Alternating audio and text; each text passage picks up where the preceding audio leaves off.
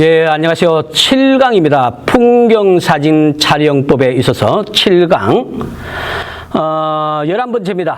11번째 하다 보니까 이렇게 좀 더 설명을 하고 싶은 욕심에 지나다 보니까 시간이 풍경사진 촬영법에 대해서 많은 시간이 할애가 되어지는데 빠른 시간에 가능하면 끝내도록 하겠습니다. 11번째, 풍경사진을 찍을 때에 장노출로 촬영해보라. 지난 시간에 스마트폰 앱을 이야기하면서 ND 필터를 이용해서 장노출 찍는 법에 대해서 설명을 드렸죠. 이번엔 장노출을 찍은 사진들을 한번 좀 보여드리면서 설명을 드리겠습니다. 설악산 신선대에서 찍은 은하수입니다. 은하수인데 이 사진은 제가 노출을 한 40초 정도 찍었던 것 같아요. 40초에서 45초 정도 주고 시간을 두고, 그래서 시간을 길게 둬야 은하수가 좀 많은 것 같은 그런 느낌이 떨어지니까 장노출에서 한 40초, 50초 정도.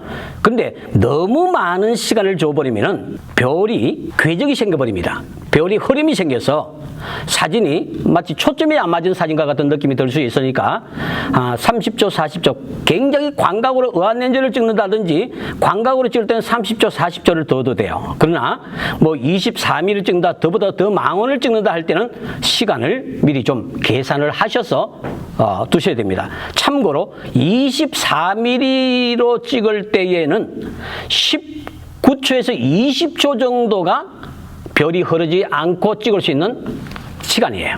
그러나 뭐 14mm를 찍는다, 뭐 이런 거 찍을 때는 30초, 아니면 의한렌즈 찍는다 그러면 40초, 50초까지 가도, 40초 정도까지 가도 별의 흐름이 그렇게 많이 광각 사진에서는 그렇게 많이 나타나지 않으니까, 심지어는 200mm를 찍는다면 1초, 2초 넘어가면 별의 흐름이 생깁니다. 그래서 1초, 2초를 넘지 않도록 찍어야 되는, 물론 망원렌즈로 별 찍을 일이 그렇게 많지 않습니다만은 참고로 말씀을 드리는 겁니다.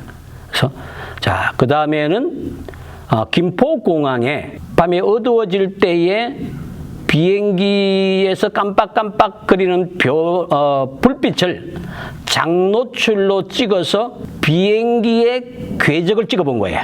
그러니까 비행기의 형태는 안 보이고, 장노출이다 보니까 비행기의 형태는 안 보이고, 비행기 밑에 비춰지는 빛이 실선으로 연결되어서 쭉 이렇게 보여지게 되죠. 깜빡깜빡은 중간중간 나타나게 되고요. 이런 것들도 한번 담아보시면 재미있는 사진입니다.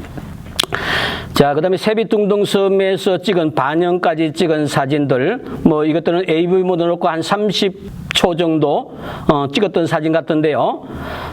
더 길게 찍어본다면, 물이 있는 부분이 더 30초 이상으로 더 찍어본다면 물이 있는 부분이 더 부드럽게 마치 운해가 깔려있는 것 같은 그런 느낌으로 표현을 해볼 수가 있을 겁니다. 자, 별궤적. 이것은 별궤적은 지난 시간에 스카이맵 설명 드릴 때에 북극성을 중심으로 찍어라라고 말씀드렸죠. 지금 이 사진이 가장 중심이 되는 부분이 북극성이에요. 그래서 별이 15도 정도씩 돌아가면서 이게 아마 한 40분에서 45분 정도 찍은 사진을 합친 것 같은데요.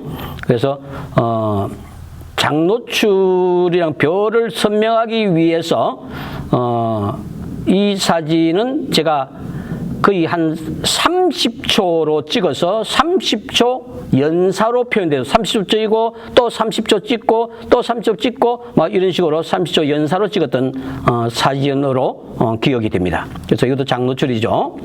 뭐 몇 분이 되어지는, 몇 시간이 되는 장노출은 아닙니다만은 30초 정도 표현된 장노출이에요. 자, 이런 물길 뒤쪽을 보면은 아침 일출의 바위에 비춰진 빛의 모습을 담은 겁니다. 이런 것도 뭐 굉장히 장노출은 아닙니다만 2초, 3초 정도 담겨진 장노출의 사진입니다. 자, 해신당에서 찍은 사진이고, 이것도 파도가 들어왔다 나갔다 들어왔다 나갔다 계속적으로 찍으면은 뭐 이런 사진들 같은 경우에는 심지어는 뭐 10분, 20분을 찍기도 하고 짧게는 몇 초를 찍기도 하고 찍습니다. 그건 본인이 표현하고자 하는 모습 숲속에서 찍으시면 되는데 이 사진은 그렇게 길게 찍은 사진은 아닙니다.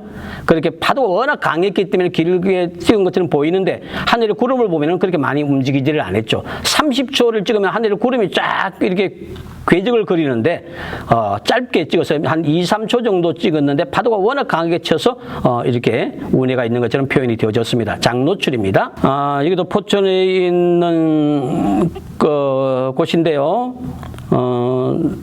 마치 교회에 추리를 해놓은 것 같은 모습인데 이런 것도 뭐 긴 것은 아닙니다만 이것도 한 30초, 25초에서 30초 정도 장노출을 놓고 찍은 사진입니다. 그 다음에 자유로 통일전망대에 있는 곳에서 찍은 자유로의 촬영 궤적이죠. 자유로의 촬영 궤적은 벌거로 찍으면서 불빛에 따라서 달리 찍으면 너무 길게 두면 흰 불꽃이 뭉개지게 되고 또 너무 짧게 찍으면은 차량과 차량 사이에 거리가 뚝뚝 사진이 연결이 안 되고 불빛이 끊어지게 되는 그런 사진이 되니까 이렇게 장노출로 한번 찍어보시면 차량의 궤적을 찍을 수가 있다는 것. 자, 이 사진은 강화에 가서 폐선을 중심으로 해서 물이 들어오고 있는 갯골에 물이 들어오고 있는 것을 이게 한 40분 정도 찍은 장노출입니다.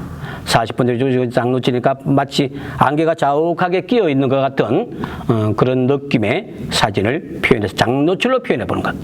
요즘에 이런 사진들 좀 많이 찍습니다.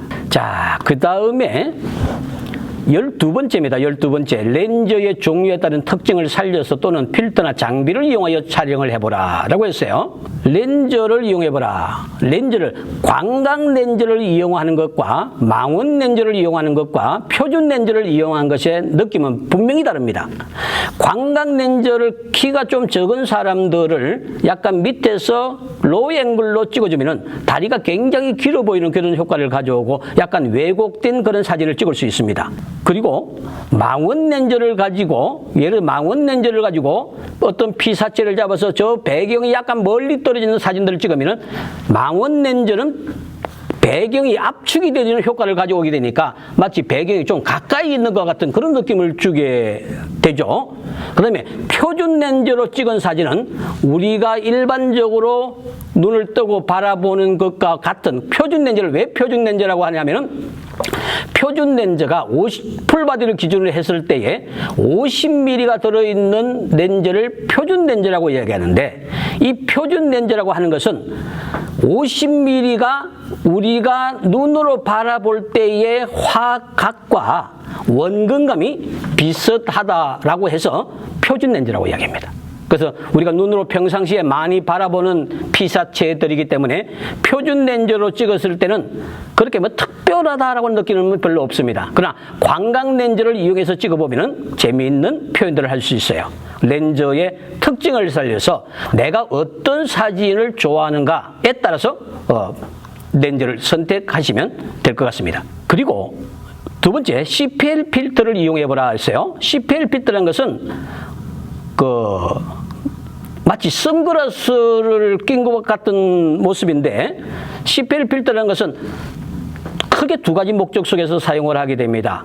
첫째는 물에 반영되어지는 그 반영의 모습이라든지 거울에 비춰진 모습이 드러나지 않도록 숨겨주는, 그러니까 어항에 물고기인데 물고기 유리를 통해 찍다 보면 반사가 되어지잖아요. 그 반사를 좀 완화시켜주는 역할을 할 때 CPL 필터를 이용합니다. 또 CPL 필터를 끼워주게 되면 하늘을 파란 하늘일 때 더 파랗게 표현해주는 그런 효과를 가져오게 되고 CPL 필터의 용도는 일반적으로 그런 목적 속에서 CPL 필터를 쓰게 되죠. 그 다음에 ND 그라데이션 필터입니다. ND 그라데이션 필터는 뭐 오렌지색 아니면은 검은색 GND라고 이야기하는데 G 그라데이션 ND 뉴트럴 덴시티라고 해서 어둡게 만들어주는데 GND라는 것은 검은색과 투명의 색깔이에요. 그러니까 노출차가 그때에 굉장히 밝은 쪽에 어두운 부분을 두고 땅이 있는 어두운 부분은 그냥 투명 유리를 두면은 하늘 쪽에 노출을 낮출 수가 있겠죠. 노출 오버가 되는 것을 막을 수가 있겠죠. 그럴 때는 GND, 그냥 검은색의 그라데이션 필터를 쓰게 되고, 지금 사진에 보이는 것처럼 노란색, 오렌지색 그라데이션 필터 같은 경우에는 하늘에 일몰이 되어지는 일몰색을 좀 살리기 위한 목적에서 주로 사용을 하게 되고, 그 다음에 파란색 그라데이션 필터 같은 경우에는 하늘만 들어가게 해서 하늘의 파란색을 좀 더 두드러지게 하고, 밑에 파란색은 그냥 투명 유리로 비춰져서 일반적인 눈으로 바라보는 것처럼 담을 수 있는 그라데이션 필터입니다. 그래서 그라데이션 필터도 많이 사용하는 것은 GND, 검은색의 ND 그라데이션 필터를 일반적으로 많이 쓰게 되죠. 대면 강의를 하는 것 같으면 제가 일일이 하나하나 좀 보여드리면서 하면 좋은데, 인터넷 강의다 보니까 양해를 해주시고, 다음 대면 강의를 할 때 구체적으로 설명을 한번 드리도록 하겠습니다. 자, 그 다음에 손전등, 네 번째 LED 손전등을 들고 다니시면 좋은데, 특히 누른빛의 손전등이 아니라 LED 손전등이 좋아요. 왜냐면 누른 손전등 사진을 찍었을 때 불빛 컬러가 바뀌어버리니까. 그래서 LED 조명을 쓰게 되면, 손전등을 쓰게 되면 때로는 꽃이 피었을 때에 그 꽃을 비추어서 찍게 되고, 노출차를 좀 배경을 흐리게 어둡게 할 때에 후레쉬를 이용하기도 하고, 연꽃이라든지 이런 것들 집중적으로 또 비춰서 사용하기도 하고, 항상 제 카메라 가방에는 손전등이 들어있을 정도로 손전등을 많이 이용을 합니다. 또 제 강의를 들은 분들은 손전등을 주로 어떤 데 이용하는가라는 것을 잘 아실 거예요. 워낙 설명을 많이 드렸기 때문에. 자, ND 그라데이션 필터입니다. ND 그라데이션 필터는 앞 시간에 AWT 프로그램 ND 캘큘레이터 필터 설명드리면서 ND 필터 사용법에 대해서 설명을 드렸죠. ND 필터는 장노출을 찍을 때에 꼭 필요한 것입니다. 넘어가겠습니다. 이것은. 예. 그 다음에 CBL 또는 그레이 카드라고 합니다. 화이트 밸런스를 맞출 때 사용합니다. 화이트 밸런스를 맞출 때에 미리 화이트 밸런스를 맞출 때에 18% 그레이 카드를 쓴다든지, 지금 사진에 나온 것처럼 CBL 필터는 화이트 밸런스를 맞추는 전용 도구로 만들어 놓은 것이니까 뭐 이런 것들을 쓰신다든지, 제품 사진을 찍는다, 인터넷 쇼핑몰을 운영하신다든지 제품의 컬러를 제대로 살려서 해야 될 때는 이런 화이트 밸런스를 맞춰야 되니까 이럴 때 CBL 필터 또는 그레이 카드를 사용하게 됩니다. 그 다음에는 촬영에 도움을 주는 장비를 이용해보라 라고 했어요.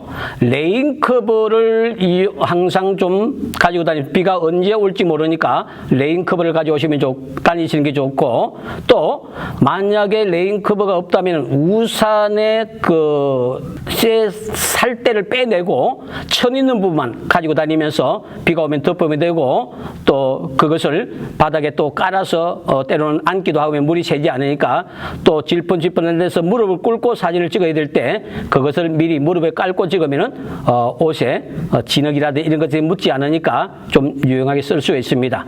그 다음에 산에 눈 같은 거 찍으러 갈 때는 아이젠, 또 미끄러운 얼음 같은 거 찍을 때도 아이젠, 그 다음에 눈 찍을 때 스패처, 또는 겨울에 찍다 보면은 렌즈에 성에가 많이 낍니다. 그럴 때 핫팩을 좀 앞에다 붙여놓으면은, 핫팩을 옆에다, 렌즈 옆에다 붙여놓으면은 성에 끼는 것을 막을 수가 있으니까 핫팩도 한번 이용해 보시는 것이 좋을 것 같고요. 저는 항상 일회용 우비를 가지고 다닙니다. 일회용 우비를 가지고 다니면 비가 오면 우비로 쓰고, 눈이 오면 또 쓰면 되고, 그 다음에 추울 때, 겨울에 추울 때는 또 우비를, 옷이 없을 때는 우비를 대신 입어주면 바람을 막아주니까 상당히 보온 효과를 가져오게 됩니다. 그래서 이런 것들 우비를 항상 가지고 다니면 봄, 여름, 가을, 겨울, 큰 거는 부피가 있으니까 가지고 다니기 어렵고, 일회용 우비, 마트 같은 데 가면 1,000원 내지 2,000원 정도 주면 살 수 있는 일회용 우비가 무게도 없이 좋습니다. 항상 가지고 다니시기. 그 다음에 우산천, 아까 설명드린 것처럼 우산천도 가지시면 좋고요. 그 다음에 이제 제가 자주 이용하는데 미니 자전거, 아이들 장난감처럼 생긴 미니 자동차, 미니 자전거, 뭐 그런 것들을 가지고 다니면서 자연과 함께 배치를 시켜서 찍어보는 것도 하나의 좋은 방법입니다. 그 다음에 뭐 별사진 같은 거 찍는다, 어떨 때는 텐트 같은 것도 가져가면은 밤에 야경 사진 찍을 때 텐트 안에 불을 켜놓고 예를 들어서 은하수를 찍는다든지 별을 찍을 때 그 배경 속에 들어가면은 텐트의 컬러가 살아나서 아주 이쁜 모습으로 비춰지게 되죠. 그 다음에 아까 설명드렸습니다만 LED 후레쉬 마찬가지로 다시 한 번 더 설명을 드리게 되네요. 자, 소품을 이용해보라 그랬어요. 소품. 13번째 소품을 이용해보라. 소품, 다양한 소품들을 한번 이용해보시면 좋습니다. 지금 여기 엿고드름, 연천 엿고드름인데요. 엿고드름 속에서 여기서 소품은 뭐냐 하면은 제가 밑질 모자를 썼죠. 저희 집에 있는 그 모시적삼을 입고 머리에는 밀짚 모자를 쓰고 이렇게 한번 설정을 해봤습니다. 이런 것들을 이용해 볼 수도 있고요. 그 다음에 지금 여기 모델은 드레스와 같은 옷을 입고 그 다음에 머리는 빨간 가발을 써서 옆에 것들과 한번 조화를 이뤄서 소품을 이용해 봤고요. 메타스카이어 도로 가운데서 이렇게 색깔의 조화를 이룰 수 있는 옷들을 한번 입어보는 것도 좋죠. 그 다음에 일형 터널에서 이것은 일형 터널에서 어떤 소품을 썼냐라고 하면은 그냥 빛이 들어오는데 빛만 들어오면 밋밋하니까 터널 안에 안개가 낀 것처럼 이런 효과를 주기 위해서 참 연구를 많이 해봤습니다. 그럴 때 제 머릿속에 한번 생각난 것이 뭐냐면은 요즘도 약국에 가면은 구입할 수가 있는데요. 옛날에 바퀴벌레 잡는 연막탄이 있어요. 그 연막탄에 불을 피우면은 연기가 쫙 나니까 그 연막탄을 터널 안에 피워서 마치 안개가 자욱한 것처럼 이런 효과를 주어서 한번 촬영을 해본 겁니다.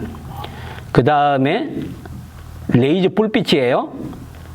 설악산 신선대에서 찍은 것인데 레이저 불빛을 이용해서 이렇게 파란색 레이저 불빛을 이용해서 한번 담아봤습니다. 그 다음에 이거는 어안렌즈의 필터를 이용한 거고요. 호수공원에서. 그 다음에 이게 다이소 갔더니 여기 향기를 넣는 운동화더라고요. 노란색 운동화. 이 향기가 들어있는 건데 자동차 같은 데 넣는 향기인데 이렇게 세팅을 시키니까 마치 노란 운동화를 벗어놓고 찍은 것 같은 그런 효과를 두죠. 그 다음에 자전거 같은 거, 호수공원대 장난감 자전거를 가지고 배치를 시켜서 자전거를 한번 연출해 봤습니다. 그 다음에 철솜이라는 것이 있습니다. 철솜. 철솜을 이용해서 철솜에 불을 붙여서 빙글빙글 돌리면은 다양한 사진. 제가 지금 강의를 하고 있는 이 시간, 그러니까 전날 어제 제가 강화도 성모도를 갔다 왔는데 성모도에서도 철솜을 돌려서 이런 것들을 연출을 해서 철솜을 가지고 불을 붙여 돌리면은 불꽃이 멀리같이 뻗쳐나가는 이런 장면들, 재미있는 장면들을 찍을 수 있습니다. 주의해야 될 것은 불이 붙지 않을 수 있는 바닷가라든지 이런 데들이 잔디밭 같은 데 잘못하면은 불이 옮겨 붙을 수 있으니까 불이 붙지 않도록 안전에 굉장히 유의를 하셔야 됩니다. 그 다음에 설악산 신선대에서 노란 텐트를 이용해서 찍어본 샘플적인 사진이고요. 그 다음에 이 사진은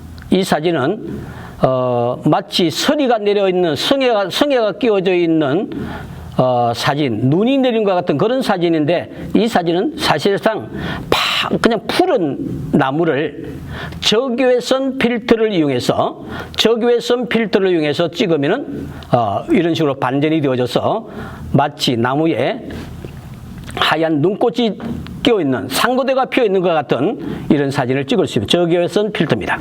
그 다음에 창문틀에 비춰진 모델이 누구냐면 제가 모델이고 제가 소품이 되는 거죠. 저를 일부러 창틀에다 그림자를 비추어서 창틀의 밋밋한 창틀 속에 사람의 형상이 나타나도록 이렇게 찍어본 겁니다.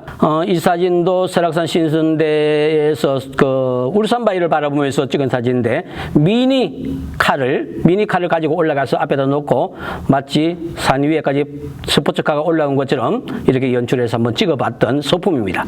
자, 이 소품을 특별하게 이용해서 관광버스를 비 오는 날 관광버스를 탔는데 관광버스 바깥쪽에 창문에 빗방울이 묻어 있어요. 빗방울이 묻어 있는데 바깥쪽에 사람이 걸어가고 있길래 안쪽에서 빗방울에 초점을 맞춰서 찍어본 사진입니다. 그래서 자연적으로 비 맞은 자동차의 창틀이 비 오는 날 물방울을 통해서 비춰본 피사체를 찍은 효과를 가져오게 되어졌죠.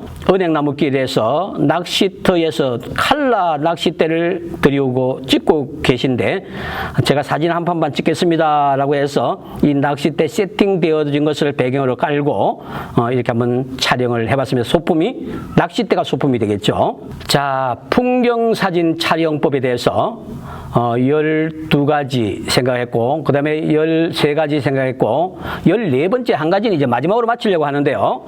14번째 마지막에는 풍경사진을 찍어서 풍경사진만이겠습니까? 인물사진이라든지 요즘 디지털 시대에는 거의 포토샵이나 사진 보정을 위한 프로그램을 이용해서 표현해야만이 내가 눈으로 보고 실질적으로 표현하고자 하는 의도대로 표현을 할 수 있는 어떤 합성을 한다 그런 개념이 아니고 노출을 밝게 한다든지 그 다음에 자르기를 한다 사진에 크롭을 시켜서 사진을 내가 원하는 구도로 넓게 찍어서 자른다든지 뭐 그런 것들 그 다음에 색감을 컬러를 조금 살린다든지 이런 것들은 포토샵이라든지 대표적인 것이 포토샵이니까 포토샵을 말씀드립니다만은 포토샵 같은 이런 보정 프로그램의 사진을 보정 프로그램을 배워서 사진을 보정하면은 더 효과적이고 더 좋은 사진을 표현할 수 있다라고 해서 14번째 설명드린 것은 포토샵 등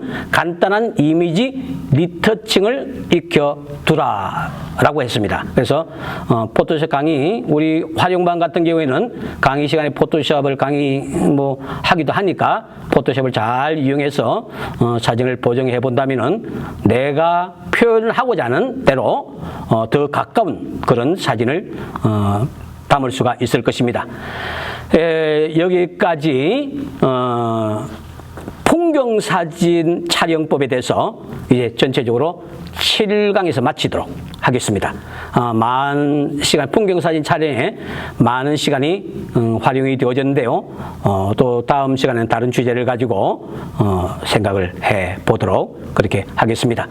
풍경사진 7강에 걸쳐서 풍경사진 촬영법 보시느라고 고생들 하셨습니다. 감사합니다.